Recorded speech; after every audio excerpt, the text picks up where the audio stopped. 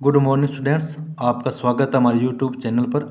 और आज हम एक नया चैप्टर शुरू करने जा रहे हैं, कोऑर्डिनेशन केमिस्ट्री, उप सह संयोजक रसायन विज्ञान, यानी कोऑर्डिनेशन कंपाउंड पढ़ेंगे हम। कौन सा लेसन पढ़ेंगे? Coordination compound.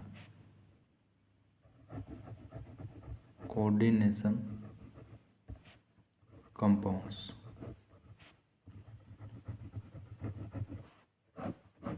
उप सह संयोजक यौगिक पढ़ेंगे। तो चलिए शुरू करते हैं। सबसे पहले अकार्बनिक लवण। अकार्बनिक लवण इनऑर्गेनिक साल्ट होते हैं। ये कितने प्रकार के होते हैं? ये 5 प्रकार के होते हैं। किसके आधार पर? अम्ल व क्षार की संख्या के आधार पर। अम्ल व क्षार की संख्या के आधार पर, या फिर इसकी आयनन क्षमता देखें तो क्या देखें? अगर हम इनकी क्या देखें, आयनन की प्रकृति देखें तो उस आधार पर कितने प्रकार के होते हैं? 5 प्रकार के क्या होते हैं? ये अकार्बनिक लवण होते हैं। कौन कौन से होते हैं 5 प्रकार? सबसे पहला आता है, वो आता है साधारण लवण। कौन सा आता है? साधारण लवण आता है। साधारण लवण, सिंपल साल्ट। ये कैसे बनते हैं? ये बनते हैं एक अम्ल व एक क्षार। ये एक अम्ल व एक क्षार के पूर्ण उदासीनीकरण क्रिया के द्वारा बनता है। किसके द्वारा बनता है? पूर्ण उदासीनीकरण द्वारा बनता है। पूर्ण उदासीनीकरण द्वारा बनता है साधारण लवण। इनका क्या, अगर हम पूर्णतः आयनन करें, पूर्णतः आयनन करें तो ये क्या होता है? अपने आयनों के अंदर टूट जाता है। जैसे एग्जाम्पल देखें तो सोडियम क्लोराइड और मैग्नीशियम क्लोराइड। अगर हम इन्हें तोड़ेंगे, जैसे इनको तोड़ेंगे तो क्या बनेगा? सोडियम आयन बनेगा, क्लोराइड आयन बनेगा। इसको तोड़ेंगे तो भी क्या बनेगा? एक मैग्नीशियम आयन बनेगा, एक क्लोराइड आयन बनेगा। यानी कि ये साधारण लवण है, इसके अंदर एक अम्ल व एक क्षार पूर्ण उदासीनीकरण क्रिया करके लवण का निर्माण करते हैं और इनका पूर्णतः आयनन हो जाता है। ये पूर्णतः अपने आयनों में टूट जाते हैं। फिर 2 नंबर आता है। 2 नंबर जो साल्ट आएगा वो हमारा है अम्लीय साल्ट, अम्लीय लवण, एसिडिक साल्ट। इसके अंदर क्या होता है? इसका निर्माण कैसे होता है? किसी सार द्वारा अम्ल का अपूर्ण उदासीकरण। कैसा उदासीनीकरण? अपूर्ण उदासीनीकरण। क्या करना है? अपूर्ण उदासीनीकरण करना है हमें। यहाँ तो था पूर्ण उदासीकरण। क्या है? पूर्ण उदासीनीकरण, न्यूट्रलाइजेशन। ये अपूर्ण उदासीनीकरण यानी कि इनकम्प्लीट उदासीनीकरण, ये होता है अम्लीय लवण। ठीक है।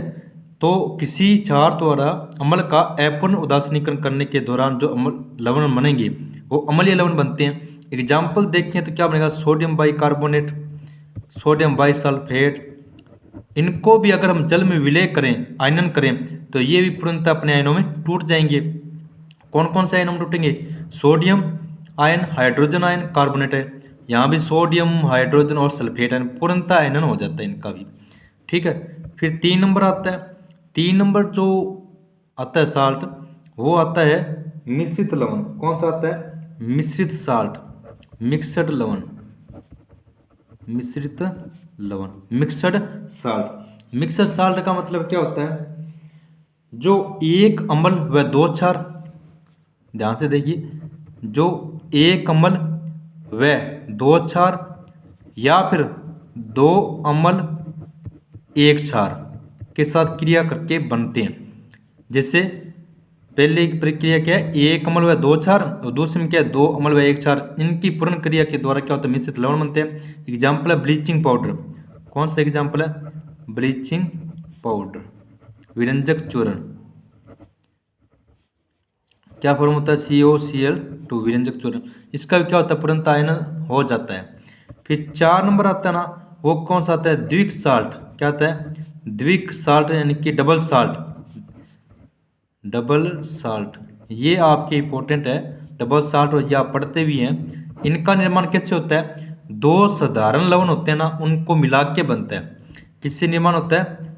2 साधारण लवणों को आपस में क्रिया करवा दे तो क्या बनता है? द्विक बनता है, डबल साल्ट। एग्जाम्पल के अंदर देखें तो अपने देखेंगे पोटास एलम। क्या देखेंगे? Potash alum. इसी को क्या बोलते हैं? फिटकरी बोलते हैं। क्या बोलते हैं? फिटकरी बोलते हैं। इसका एग्जाम्पल क्या है? फॉर्मूला क्या है? K2SO4 Al2SO4 का whole thrice dot choice water molecule है। ये पोटेशियम सल्फेट, एल्यूमिनियम सल्फेट और चॉइस H2O। इसके अंदर जो जल होता है वो क्या होता है? कंबाइंड में होता है ना, साथ में जुड़ा होता है, यानी कि क्रिस्टल के रूप में क्रिस्टलीय जल होता है। इसे हम क्या बोलते हैं? क्रिस्टलीय जल बोलते हैं। और ये ठोस अवस्था में पाए जाते हैं, इनको जालक लवण भी कहते हैं।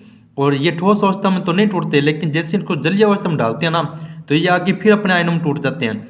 जैसे ये पोटेशियम अलग निकलेगा, सल्फेट अलग निकलेगा, एल्यूमिनियम अलग निकलेगा, सल्फेट अलग निकलेगा। अगर हम इसका आयनन करें, पूर्णतः आयनन हो जाएगा। दूसरा एग्जाम्पल कौन सा है? मोहर लवण। कौन सा है? मोहर लवण। ये आपने बहुत बार सुना है, मोहर लवण। मोहर लवण क्या होता है? Ferrous sulphate, ferrous sulphate, ammonium sulphate, ammonium sulphate dot 6H2। कितना होता है? डॉट 6H2O होता है। और एक होता है कार्नेलाइट। कार्नेलाइट आपने सुना होगा, कार्नेलाइट। कार्नेलाइट इसका क्या फॉर्मूला होता है? KCl इनकी potassium chloride, magnesium chloride dot 6H2। Potassium chloride, magnesium chloride और 6H2O। पोटाशियम फिटकरी, मोहर लवण, कार्नेलाइट, तीनों के तीनों कैसे साल्ट है? द्विक साल्ट है। और लास्ट हमारा जो आता है ना, जो हमें टॉपिक पढ़ना है, जो हमारा मेन टॉपिक है कोऑर्डिनेशन कंपाउंड, तो वो किस प्रकार के लवण से बना है, वो हमारा 5 नंबर है। और वो कौन सा है?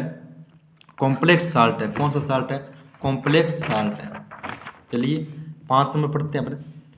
5 नंबर है ना जो है हमारा संकुल लवण। क्या है? संकुल लवण। इसको बोलते हैं कॉम्प्लेक्स साल्ट। क्या बोलते हैं? कॉम्प्लेक्स साल्ट बोलते हैं, संकुल लवण। देखो इनका क्या होता है, जब हम आयनन करवाते हैं, ऐसा यानी कि लवण है जिसका आयनन करवाने पर पूर्णतः आयनित ना हो, वो क्या कहलाता है? संकुल लवण कहलाता है। इसका हम आयनन करवाएंगे ना, तो ये पूर्णतः आयनित नहीं होगा। जैसे एग्जाम्पल देखते हैं तो K4FeCN6 ये हो गया। जैसे हम इसका आयनन करवाएंगे ना, तो ये 2 भागों में टूटेगा। एक तो पोटेशियम अलग हो जाएगा और ये फेरोसाइनाइड अलग हो जाएगा। तो देखो कैसे होगा, 4 K पॉजिटिव बन जाएंगे और एक साइनाइड नेगेटिव निकल जाएगा। ये दोनों अलग अलग निकल गए, लेकिन ये जो भाग है इसके अंदर जो फेरस है और जो ये है साइनाइड, ये अलग अलग आयनित नहीं होंगे, यानी कि इनका पूर्णतः आयनन नहीं होता। ऐसे कंपाउंड जिनका पूर्णतः आयनन नहीं होता वो कौन से लवण होते हैं? संकुल लवण होते हैं। इनका हमें पता कैसे चलते हैं? मैंने आपको 5 साल्ट पढ़ाए हैं, पांचों क्या है हमने टेस्ट करके देखे हैं। टेस्ट करके देखते हैं तो सभी के सभी आयनन मतलब पॉजिटिव टेस्ट देते हैं। लेकिन यहाँ आके देखते हैं ना, तो ये दोनों अलग नहीं होते, ये एक ही देता है, यानी कि इसका आयनन नहीं होता। तो ये कौन से होते हैं? संकुल लवण होते हैं। इसके अंदर क्या होता है, जो साइनाइड है वो एक ऐसा बंध जिसके द्वारा क्या धातु से जुड़ा हुआ है, वो कौन सा बंध होता है? कोऑर्डिनेशन बंध होता है, उपसह संयोजक बंध होता है। क्या होता है? उपसह संयोजक बंध होता है। उपसह संयोजक बंध क्या होता है? इसे बोलते हैं कोऑर्डिनेशन बॉन्ड। क्या बोलते हैं? कोऑर्डिनेशन बॉन्ड बोलते हैं। इसके अंदर क्या होता है, एक स्पीशीज दाता होती है, एक स्पीशीज ग्राही होती है। दाता के द्वारा ग्राही को दिया जाता है, ये अपने जो लोन पेयर है इलेक्ट्रॉन है वो किसे डोनेट करता है? धातु को डोनेट करता है। और एक ऐसे बंध के द्वारा बंधी रहती है जिससे अलग नहीं होती, तो वो होता है उपसह संयोजक बंध। तो ये कौन से लवण होते हैं? संकुल लवण होते हैं। इसके अंदर मतलब पूर्णतः आयनित नहीं होते। तो इसके अंदर क्या होता है, जो साइनाइड है वो केंद्रीय धातु को मतलब इलेक्ट्रॉन देके उपसह बंध के द्वारा जुड़ी रहती है, इसलिए इसे हम क्या कहते हैं? कॉम्प्लेक्स कंपाउंड कहते हैं, संकुल लवण कहते हैं, उपसह संयोजक कंपाउंड कहते हैं इनको। तो हमारा जो टॉपिक है वो हमारा क्या है? उपसह संयोजक यौगिक है। तो ये यौगिक है जो उपसह संयोजक उदाहरण है, और हमें यही पढ़ना है, संकुल लवण पढ़ना है हमें। ठीक है, तो हमारा जो टॉपिक है वो उपसह यौगिक है। ये है सेंट्रल मेटल, इसे कहते हैं लिगेंड। क्या कहते हैं? लिगेंड कहते हैं। और जिस बंध के द्वारा ये जुड़ी है उससे हम कहते हैं उपसह संयोजक बंध कहते हैं, जिस बंध के द्वारा जुड़ी है। इसके अंदर एक केंद्रीय धातु होती है, वो या तो होती है धनायन या होती है उदासीन, और जो लिगेंड होता है वो या तो होता है रिनाइन या होता है उदासीन, यानी कि एक लोन पेयर होना जरूरी है। इसके अंदर क्या होता है, एक लोन पेयर होता है। ये दाता स्पीसीज है, और ये कौन सी स्पीसीज है, ग्राही, ये ग्रहण करता है, ये धातु है, ठीक है। और ये अलग नहीं होता, ये पूरा एक कॉम्प्लेक्स है, ये संकुल लवण कहलाता है। इसके अंदर ये अलग नहीं होता, इसका टेस्ट लिया गया तो। और किस बंध के द्वारा जुड़ी होती है, उपसैचुरेशन बंध। तो हम नेक्स्ट लेक्चर के अंदर कोऑर्डिनेशन केमिस्ट्री के जो टर्म है, लिगेंड है, समन्वय संख्या है, समन्वय मंडल है, का अध्ययन करेंगे। मैं उम्मीद करता हूँ आपको लेक्चर बिल्कुल समझ में आया होगा। कोई डाउट हो, कोई कन्फ्यूजन हो तो आप कमेंट करके पूछ सकते हैं। वीडियो को लाइक कीजिए, शेयर कीजिए। धन्यवाद।